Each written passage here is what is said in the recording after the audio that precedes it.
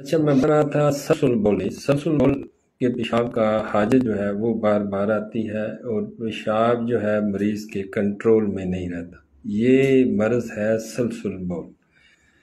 آگے جو بات ہے کہ جب بھی بندے کو چھوٹے پیشاب کا مسئلہ آتا ہے تو وہ سمجھتا ہے کہ پراسٹیٹ کا مسئلہ بن گیا ہے، ودود کا مسئلہ بن گیا ہے، جبکہ اس میں ہر ایک میں مزاجی طور پہ فرق ہوتا ہے اور مختلف قسم کی، میں نے پہلے 2 ویڈیو بنائی ہیں، اس میں نے 5-6 بیماریاں یا 5-6 علامات اور بھی میں نے بتائی ہیں کہ بندے کو اعتباس البول کا مسئلہ ہوتا ہے، سلسل بول کا مسئلہ ہوتا ہے، تکتیر البول کا مسئلہ آتا ہے، بول الدم کا مسئلہ آتا ہے۔ تو یہ بھی پیشاب کے مسائل میں، یہ نہ سمجھیں کہ آپ کے پیشاب میں جلن آ گئی ہے، خون آ گیا ہے، پیشاب رک گیا ہے، پیشاب قطرہ قطرہ آتا ہے تو یہ صرف پراسٹیٹ کی وجہ سے ہو سکتا ہے، ایسا نہیں ہے، پراسٹیٹ کے علاوہ بھی ہو سکتا ہے۔ جو بھی گرم خشک مزاج کے حامل افراد ہوں گے ان میں بول الدم کا مسئلہ آئے گا، اس کے علاوہ اثر البول کا مسئلہ آئے گا،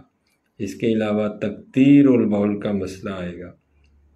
تو یہ گرم خشک مزاج میں ہوتا ہے۔ اور اعتباس البول جو ہے اس میں بھی ایک مزاج میں، گرم خشک مزاج میں پیشاب کا مسئلہ آتا ہے۔ تو جو بھی گرم خشک مزاج کا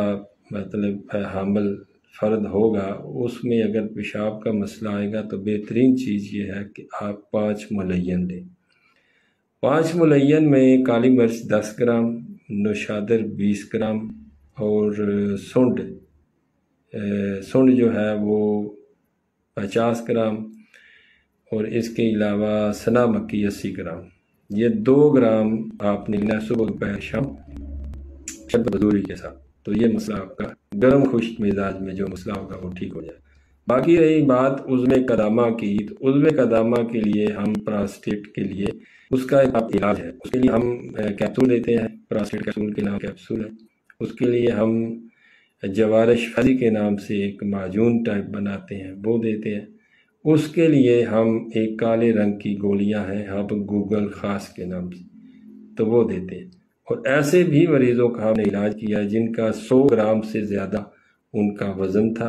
اور 1 مہینے میں وہ 30-35 تک آ گیا۔ تو